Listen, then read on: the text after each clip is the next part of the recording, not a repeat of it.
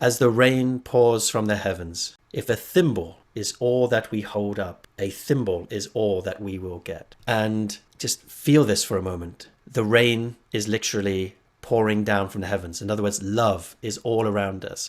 Joy, exquisite, divine connection is pouring down from the heavens. And if we're just holding up a thimble, a tiny, tiny little vessel, we will only experience a tiny amount of love, and our only experience will be it's not enough love, it's not enough joy, it's not enough presence. The question becomes, how do we turn that thimble into a bucket? How do we increase the container for love to exist as a natural state where it feels overflowing and abundant, so we wake up in that joyful state? Not because there's now more love. There was always more love. That was never the issue. It's just we're now more able to feel it. And I think, just to bring it back to what Summer was saying about slowing down and becoming more conscious and present, this is how we expand from a thimble to a bucket. And it's what Circle teaches, and it's what all beingness practices teach. What makes this thimble small to the point where we can't receive the rain from the heaven